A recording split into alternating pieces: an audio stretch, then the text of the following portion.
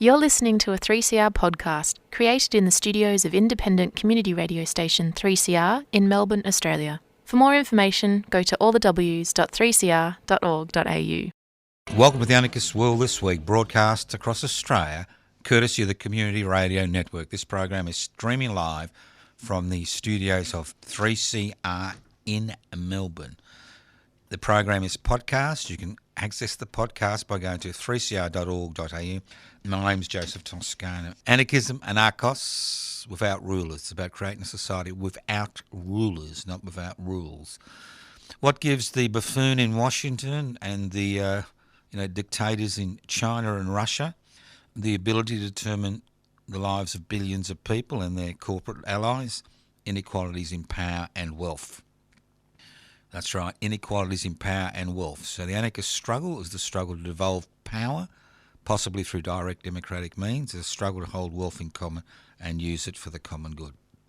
Nothing radical about that. Using the planet's resources to look after the planet, the animals, and believe it or not, you and me and our descendants and our friends. So nothing radical about trying to create a society without rulers. Now, I'm a little bit perplexed. I'm very perplexed. I'm very worried about the Liberal and the National Party. And I'm also worried about the Australian Labor Party and everybody else, obviously. But I say to myself, in that old song from, a quarter of a century ago, don't worry, be happy. Well, I just can't be happy. And I'll tell you why. Now, we have the National Party, which is now rejected.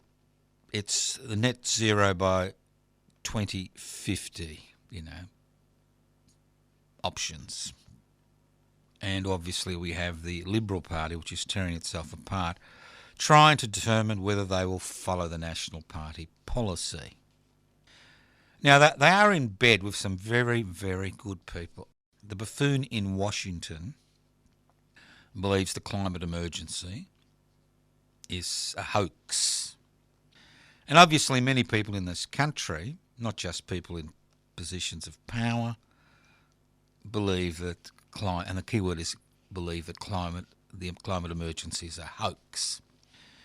Now, obviously, many people have been looking at this for a number of decades. And we've seen tens of thousands of scientific and non-scientific reports looking at the issue. Now, why are there so many people willing to believe, and the key word is belief, despite factual evidence, that the climate emergency is a hoax, that somehow it's some type of swindle? It's fascinating. But what's worrying is those people in authority who believe it's a hoax. And we have reached we've had the same debate now in this country for over 15 years about whether the climate emergency is real or not. Now, obviously, there are people in the know, and I'm not talking about scientists, but what I'm talking about is the insurance industry. Now, the insurance industry is there to make a buck. They bet that nothing is going to happen to your property. And in the majority of cases, whether you rent or you own or you're buying, nothing will happen to your property. But if something happens to your property, then they've got to pay out. All right? It's a little bit like putting some money on the Melbourne Cup and, picking the winner. Now, the insurance industry is very concerned about the climate emergency because they understand that it's real, because of the impact it's having on their bottom line. And the fact there's an increasing number of people in this country who live in places that are basically uninsurable. We're talking about premiums, annual premiums of $20,000 to $30,000 in a number of cases. And work that's been recently released publicly highlights that the number of Australians, especially living in coastal communities, who face diabolical consequences if carbon dioxide emissions aren't abated. But we have the major government in waiting now saying that they're concerned about increasing energy prices as the transition occurs. Two things they'll raise over and over again. Loss of power, which obviously in a digital age is fundamental to people's day-to-day lives, and increasing energy costs. So what has the Australian Labor Party, the government, currently done about it? Now, when we started this debate many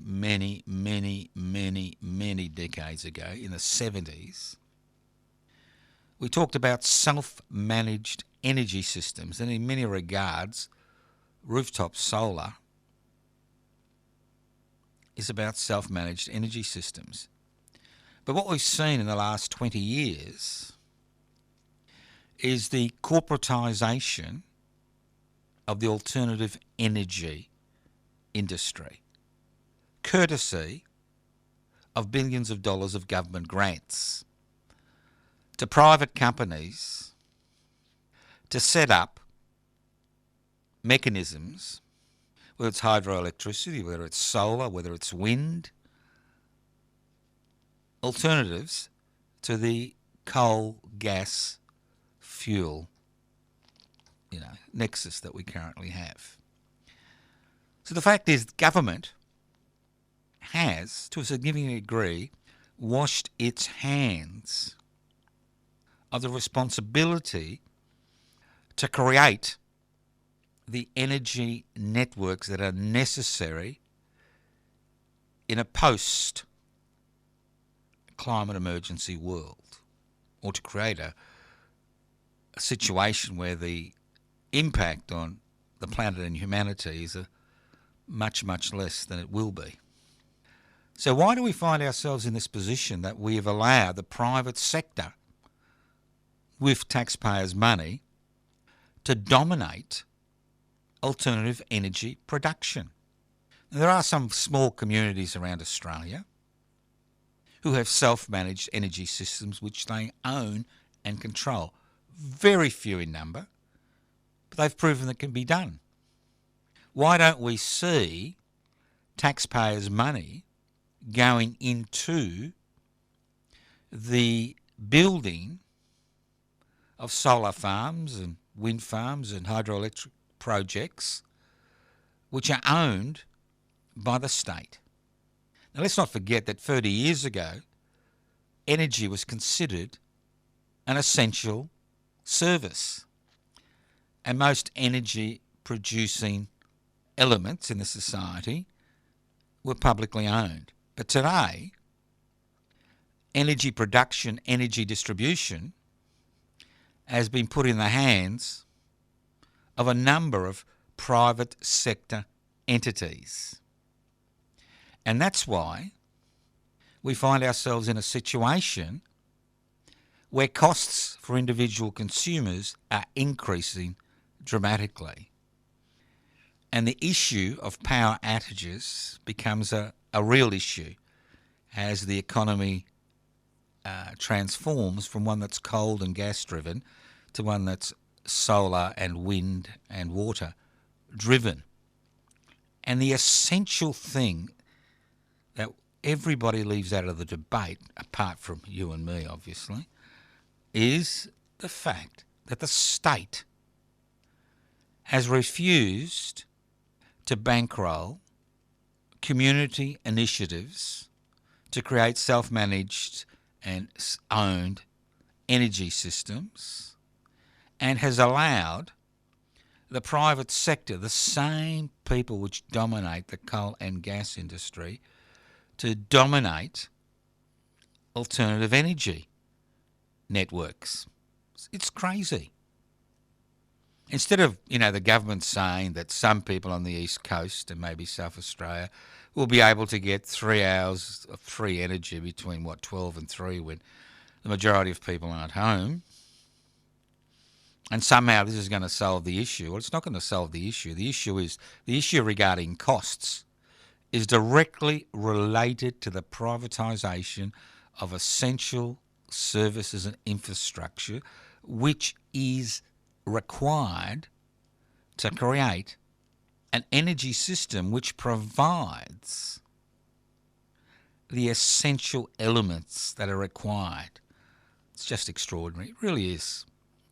I know I keep talking about this week after week. You look at the childcare sector, you look at the aged care sector, you look at the healthcare sector, you look at public-private partnerships. You look at all these things and you realise very quickly, exceptionally quickly, how privatisation, to a significant degree, one, has not decreased prices, although we theoretically have competition. Two, the mechanisms should be created by various governments to control these private entities don't have the power or the resources to actually do their job, and that's part of the privatisation story. And then we have the inability of consumers to put any pressure on these entities. We're told, if you don't like it, change your energy provider. It can be a real pain in the arse to change your energy provider, and more importantly, at the end of the day, the competition that we're told is there is illusory at the best of times. You listen to The Anarchist World this week, broadcast across Australia via the Community Radio Network. This program is streaming live on 3cr.org.au. That's 3cr.org.au. Well, I assume you're rested after the race that stops a nation. Look, I'm not going to talk about animal rights, and I'm not going to talk about gambling today, but I am interested in the concept that a horse race can stop a nation, and at least in parts of Victoria it's a public holiday. And in fact, I remember quite clearly when television first came out, having a little black and white little box in the classroom, and we'd watch the race. I lived in Brisbane then. We'd watch this race in Melbourne, the race that stops a nation. It's quite extraordinary, isn't it, when we talk about the role that sport plays in Australian society, even corporatised sport. Let's not forget that most sport that's so-called professional is dominated by and owned in many regards by corporate interests. So here we are looking at this phenomenon because it's real. I mean, there were people everywhere yesterday. If you're somewhere in Melbourne, they were looking around for things to do, and obviously they found it. The race that stops a nation. The race that stops a nation. Now, there's many types of races, aren't there? And if you want to use a racing analogy, you see, the great thing about being Australian is the fact that we live in an egalitarian community where everybody has an equal chance to succeed. Look at our Prime Minister. Public housing, mother on a single parent's benefit, the list goes on and on. He's now Prime Minister of the country, although he seems to have forgotten where he came from. So why is there this fascination with these sporting complexes? People like to think that sport breaks down divisions.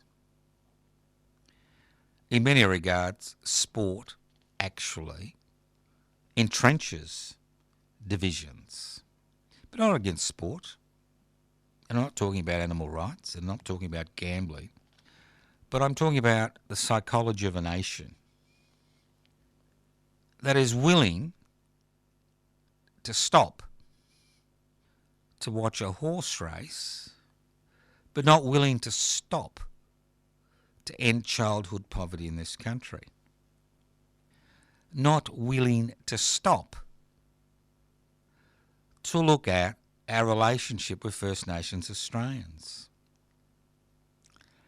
Not willing to stop as a nation to look at the disaster that privatisation has been over the last 4 decades.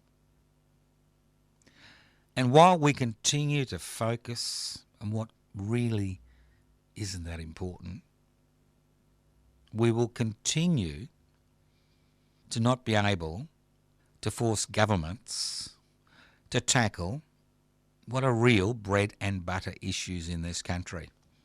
I keep saying, and I know you're bored with it, but politics is about repetition, that 26 million people living on a continent shouldn't be facing the problems we face every day as individuals and as communities and as Australians. Every day you go onto social media, turn on a television set, listen to the radio, and if you still read newspapers, read a newspaper. It's the same issues over and over and over again. And we never seem to be able to tackle these issues. And it's very simple. It's about power and wealth. And when power is entrenched in a parliamentary system, which is controlled by people who have acquired wealth by exploiting other people's labour, they control the legislative agenda, nothing ever seems to change. And while we think as a people, as Australians, that a horse race stops the nation, or we keep supporting these idiocies, we will continue not to face the real issues. I'm not saying don't go to a sporting complex, don't place a bet, don't do this, don't do that.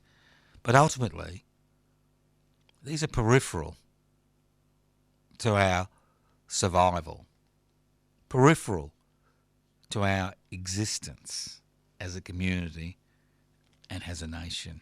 This is the Anarchist World this week, broadcast across Australia, courtesy of the Community Radio Network.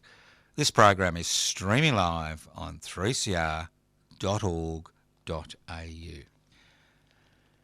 Now, I'm broadcasting via a community radio station. And I think most people don't really understand what life was like in this country in the late 60s and early 70s. What next Tuesday, the 11th of November, marks the illegal dismissal of the Whitlam Labor government. Now, the Whitlam Labor government broad reform agenda was driven from below, not only from the ALP branches, by extra-parliamentary activists like myself and many other hundreds of thousands of people who demanded changes. And the election of the Whitlam Labor government, Whitlam-led Labor government, in 1972 marked, I think, as 1,157 days, and I could be wrong by a few days, of reform, major reform, which was based not on the creation of wealth, because people understood that wealth was being created in this country, but the redistribution of wealth. Now, the Whitlam-led Labor government went to a double dissolution election in 1974, which allowed it to pass a number of reforms that had been blocked by a Conservative Senate. Let's remember the ALP never had control of the Senate during 72 to 75. So why did the authorities go out of their way to illegally dismiss the Whitlam-led Labor government on the 11th of November 1975, when they knew there was a good chance the Conservatives would be re-elected in a year or so? And why Why? It's very simple. Because of the reforms that were passed.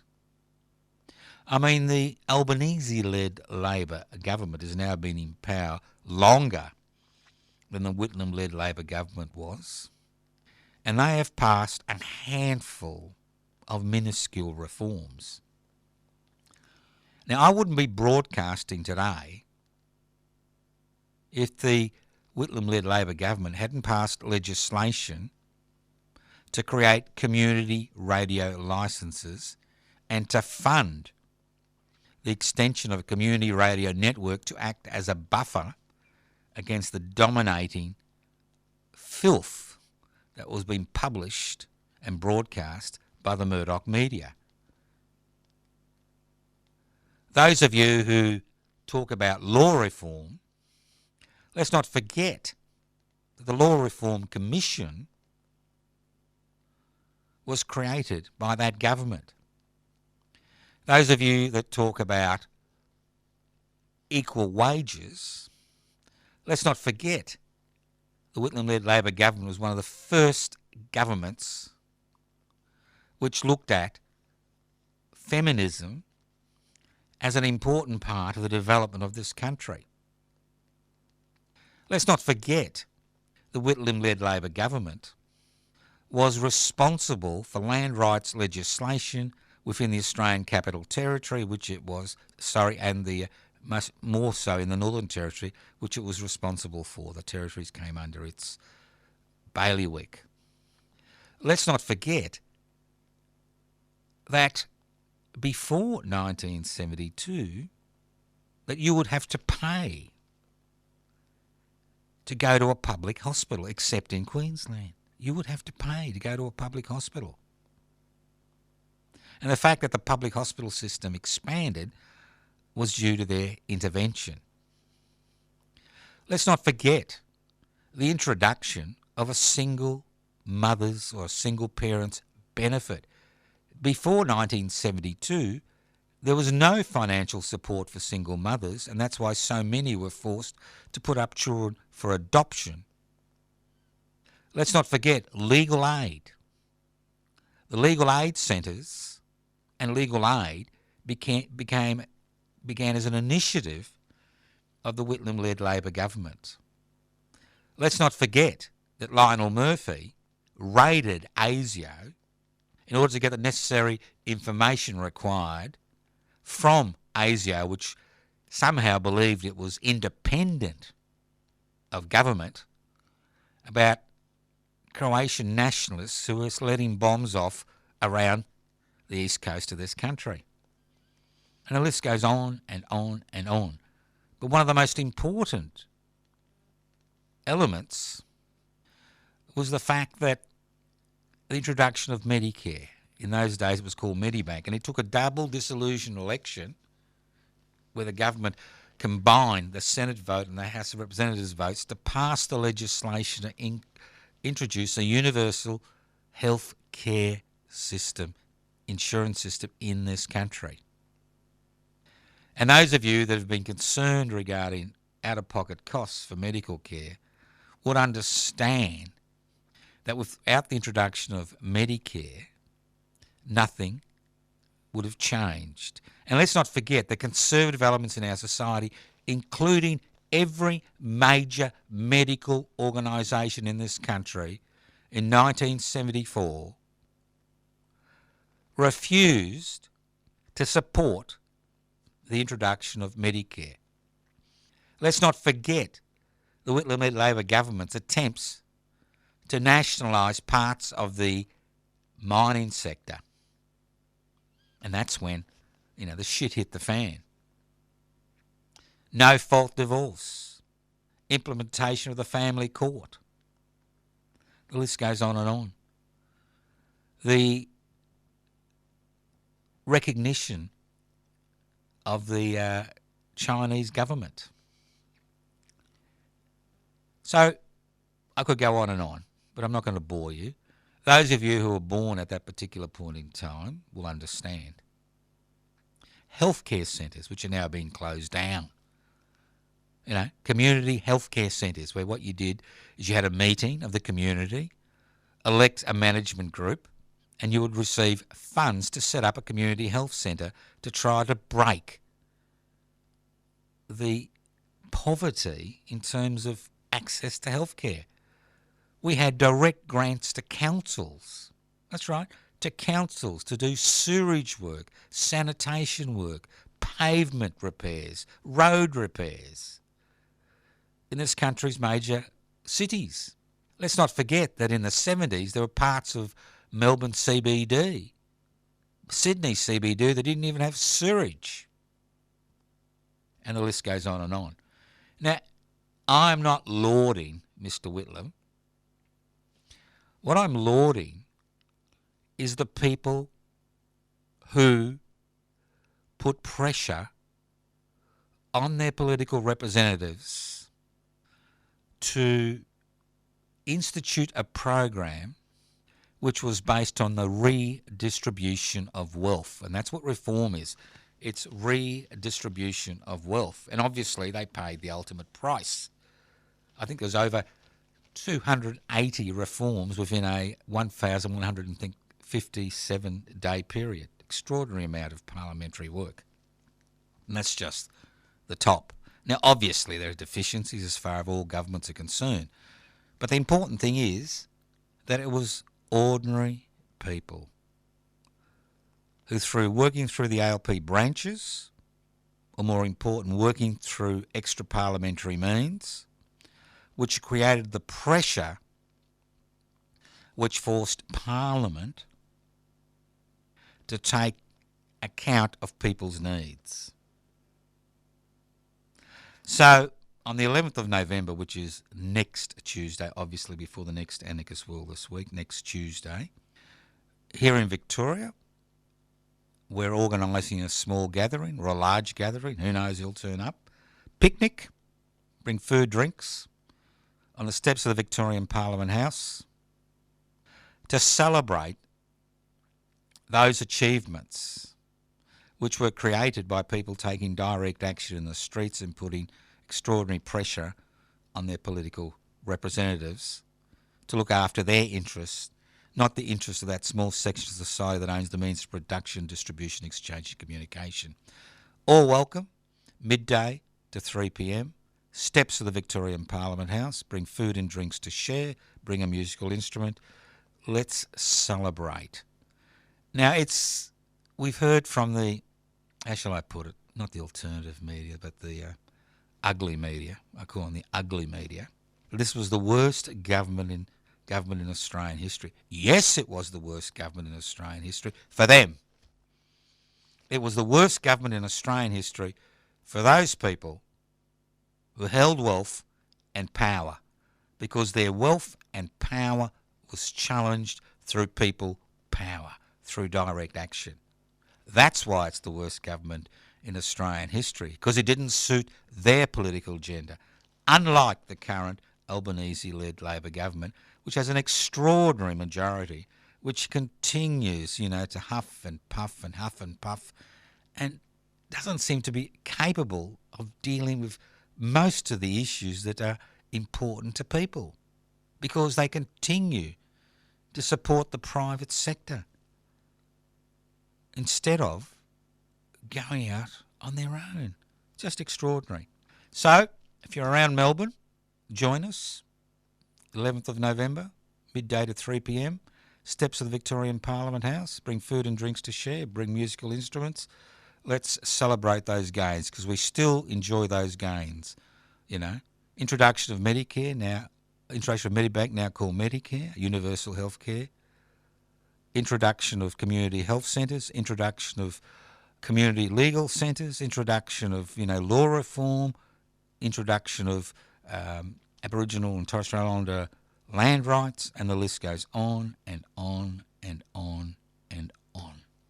Now, if you're interested in following this up, I did do a YouTube presentations a few months ago on those achievements, and if you go to josephtoscano.nam, you'll be able to look at that. And irrespective of where you listen to the Anarchist World this week around Australia, I encourage you to do something on the 11th of November to celebrate that milestone in Australian history. Every other government since Federation has been interested and in creating wealth for a minority. The Whitlam-led Labor government, because of pressure from below, redistributed wealth. You're listening to The Anarchist World This Week, broadcast across Australia via the Community Radio Network. Let's move on. You're listening to a 3CR podcast. 3CR is an independent community radio station based in Melbourne, Australia. We need your financial support to keep going. Go to www.3cr.org.au for more information and to donate online. Now stay tuned to hear the rest of your 3CR podcast. Now, this Sunday, which is the 9th, a few of us will be gathering at the Murchison Cemetery. No, it's not a late Halloween party. We've done this for about 12, 13 years now. And we're there basically to honour Francesco Fantin. He was a refugee from Mussolini's Italy. He was an anarchist, an atheist, an anti-fascist and anti-militarist. And he had the unfortunate thing of being an Italian. And if you're an Italian during World War II, over 30,000 were interned. I think it was about 15% of the population. He was interned in a prisoner of war camp down at Camp Loveday in South Australia. And guess what? This anarchist and anti-fascist who'd fought all his life against fascism, a refugee, was placed in a prison camp with all these fascists. And guess what happened? As you'd expect, he was beaten to death. So this occurred on the 16th of November 1942, and we go down there. We start at 10 a.m. It's a chance for us to go into the crypt and have a look at his coffin with his name on it. I mean, there's about 122 people who are interned in this chapel. The chapel was built by Italian migrants in the Shepparton area, and Italians who had died prisoners of war in prisoner of war camps, and internees who had died in internment camps. Their bodies were taken to Murchison as a final resting place. So on the Sunday nearest, the 11th of November, Armistice Day, Italian government, because this is designated as an Italian war cemetery, holds a ceremony there, which is then followed by a Roman Catholic Mass, and then followed by lunch. So bring food and drinks to share. So we go there to highlight the plight of the civilians who were interned in these camps because of their nationality, with no notice being taken of the fact that people like Francesco Fantin had been a militant anti-fascist for decades.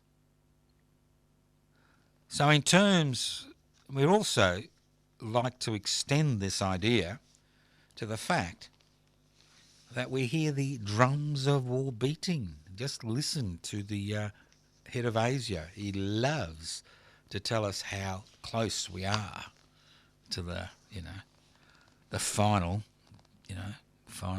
death wish. And so what are we going to do? Say China is the enemy.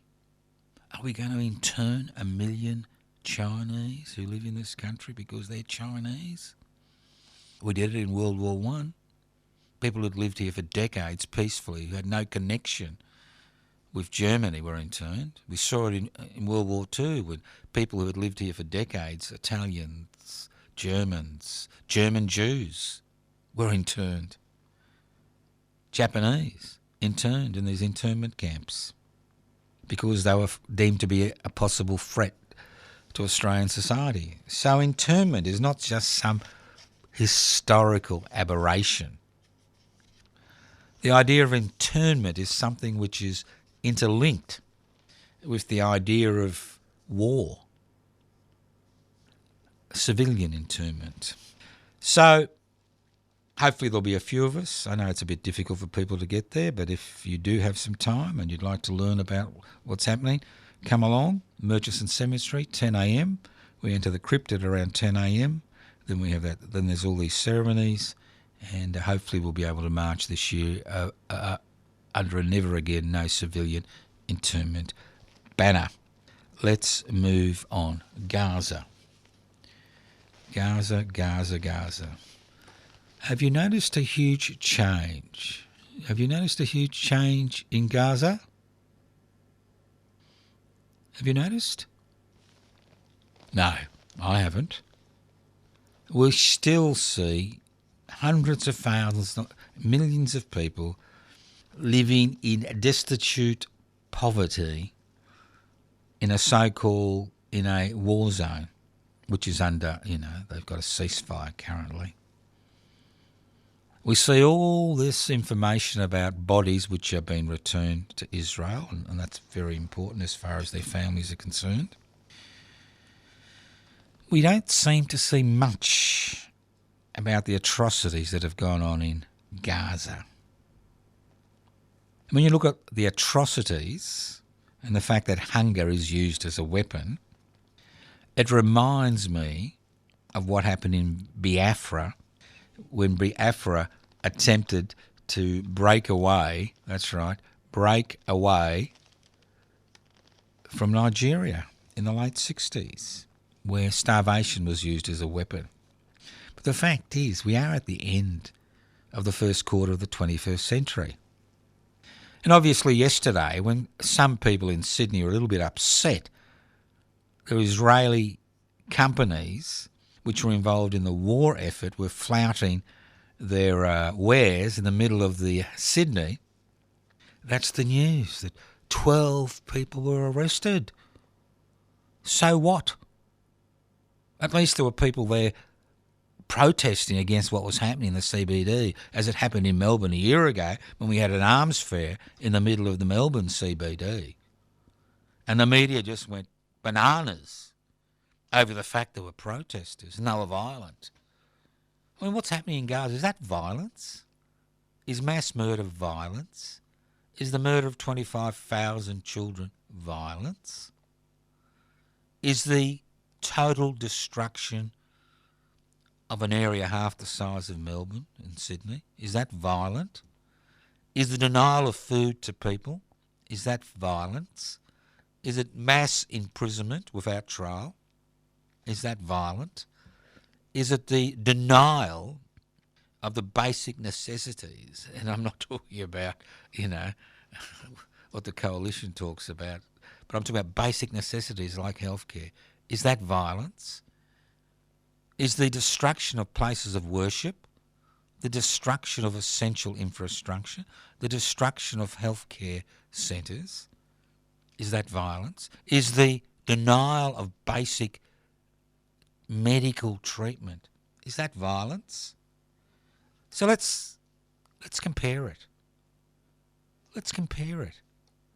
Because the tragedy is that we think there's a ceasefire now in Gaza, that it's all over, that the war criminals in the Israeli cabinet get on with their lives, enjoy their retirement as, fated as heroes. But the thing is, there are people, that's right, there are people in Israel, an increasing number, who are very, very unhappy with the way things have developed in Israel. Now, obviously, people demanded a reaction to the murder of over 1,200 Israelis and the kidnapping of nearly 300. They demanded a reaction. But did they expect their government to go to this extent? Where it's very difficult in many circumstances to look at the strategies they've used and the strategies that were used by the German government during World War II in terms of trying to contain resistance.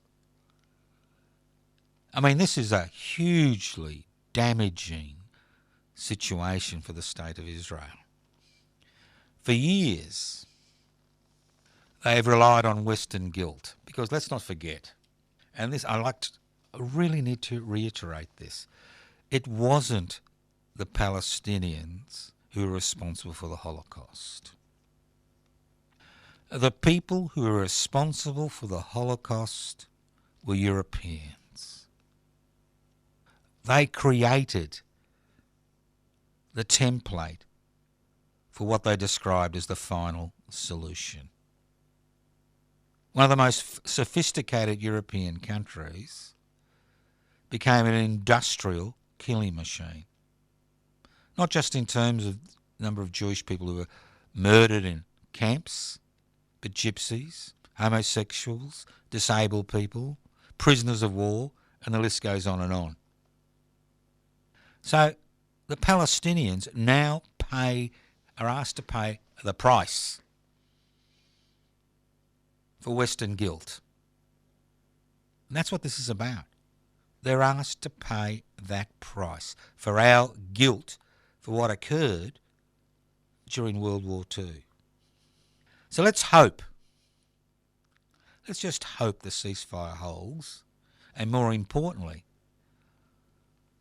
let's see those entrances opening and food and aid and infrastructure material pouring into Gaza.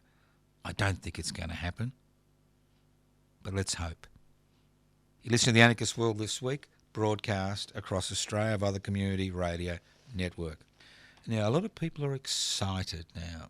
Obviously, we'll find out in the next few hours or maybe the next few days whether Mr. Mandani has been able to do the impossible and has become mayor of New York City.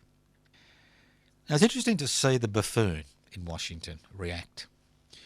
Well, if the people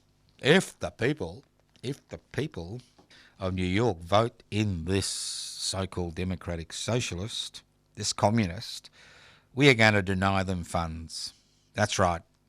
As if they're not denying them funds now with the lockdown, which has now entered its 36 days. You see, you've got to think of the New Deal. Roosevelt's New Deal. Roosevelt understood that in order to gain popular support, what you needed to do is you needed to deal with bread and butter issues. Because ultimately,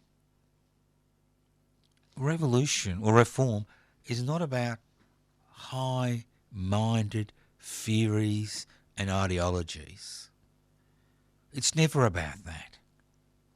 It's about the situation people find themselves in and why they are in that situation. I mean, the rise of Nazism in Germany was a byproduct of the type of so-called peace that was placed on the German people after World War I. It created the necessary conditions for the rise of a party which used nationalism and socialism as its calling card. They were National Socialists. That's what they call themselves. What we see over and over again in human history, whether it's some little village in some far-flung, forgotten place, or somewhere else, some huge metropolis like Paris, what we see over and over again as the gap between the rich and the poor grows, and as it grows exponentially. Let's not forget, the royal families of Europe lived unimaginable lifestyles compared to the people they ruled, the majority of the people they ruled. Unimaginable. And we've seen the same situation occur now in so-called parliamentary democracies around the world.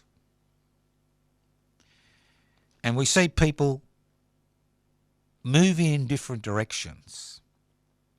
We see people moving in a nationalist direction. We've seen this in this country, where it's all about, make Australia great again. And the fact is, the way you make Australia great again is to remove the other from the equation, whether they're original inhabitants, First Nations Australians, whether they're refugees, whether they're migrants, whether they're people of a different gender, different sexuality.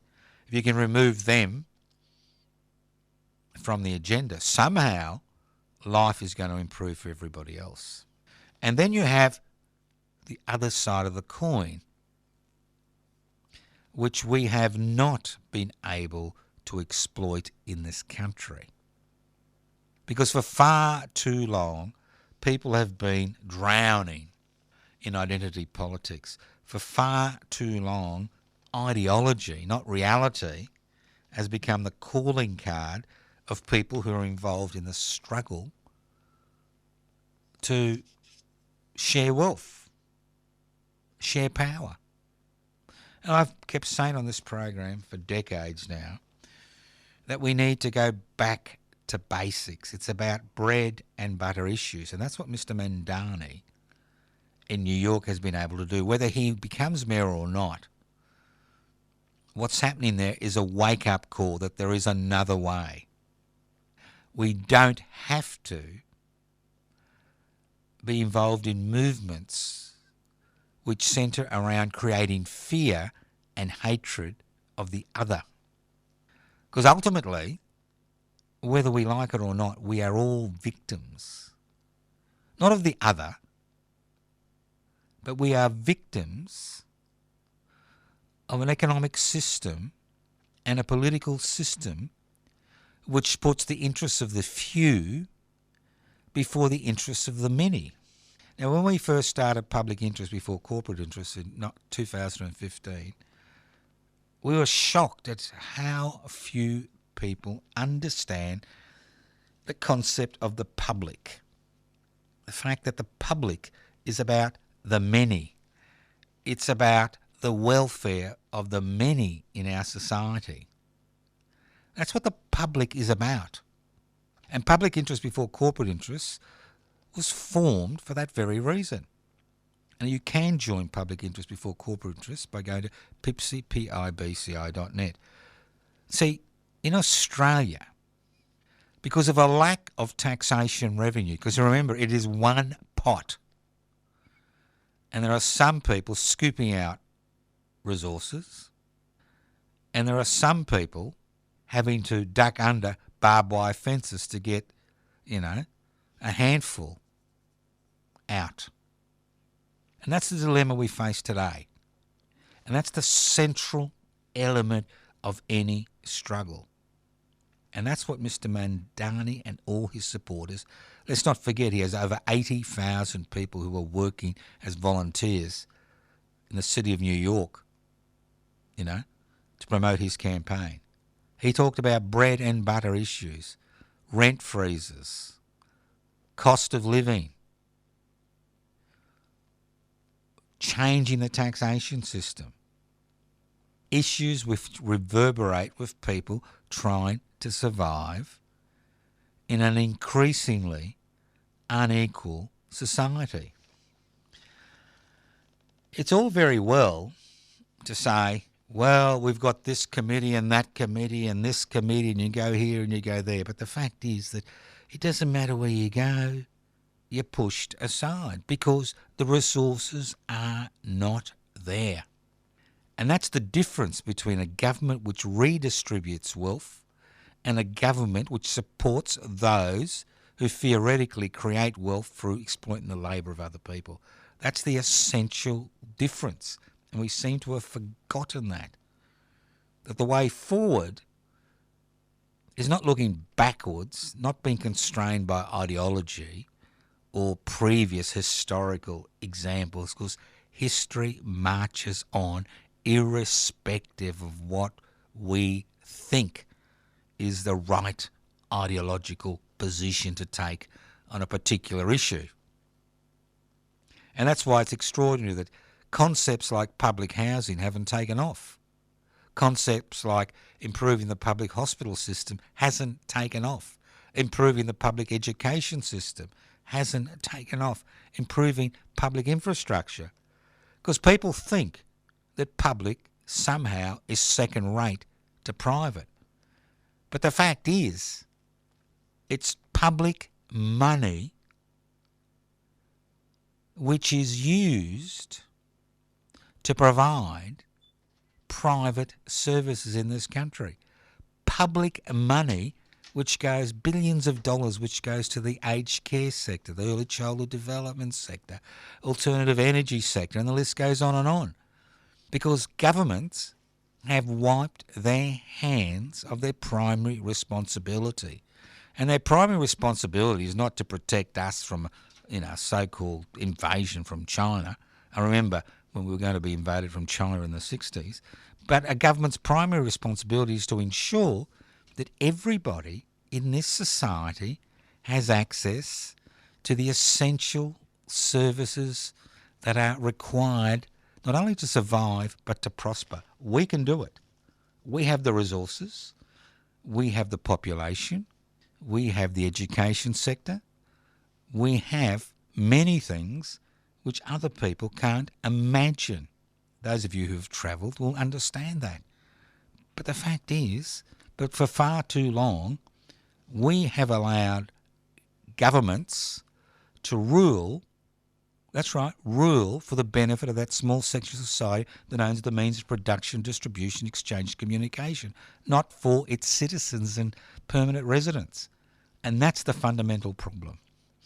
See you on the 11th on the steps of the Victorian Parliament House, midday to 3 p.m, to celebrate the 50-year legacy of the Whitlam-led reformist Labor government. Also, don't forget the Murchison thing, but if you go to the webpage, if you want more information about Murchison, small q, 7461, Fantin, FANTIN.org. You'll get all the information you want. Q7461, Fantin.org. And if you're coming to both events, bring food and drinks to share. And don't forget the public housing vigils every Thursday at the steps of the Victorian Parliament, midday to 1 p.m, followed by lunch. Thank you once again for listening to The Anarchist World This Week, broadcast across Australia via the Community Radio Network. This program has been streaming live on 3cr.org.au. You can leave messages on 0439 395 489. You can actually write letters. I know it's impossible, but write them. Post Office Box 20, Parkville 3052. YouTube channels, josephtoscano.nam. YouTube channels, Public Interest Before Corporate Interest. Facebook page, Joseph Toscano. Web page, Public Interest Before Corporate Interests. anarchistmedia.org. And the list goes on and on and on. Ultimately, the ball's in your court. You can put it in the cupboard and forget about it, or you can pick it up, run out the door and do something with it. Thank you once again for listening to The Anarchist World This Week on your local community radio station, courtesy of the Community Radio Network. The Anarchist World This Week is podcast, 3cr.org.au. You've been listening to a 3CR podcast produced in the studios of independent community radio station 3CR in Melbourne, Australia. For more information, go to allthews.3cr.org.au.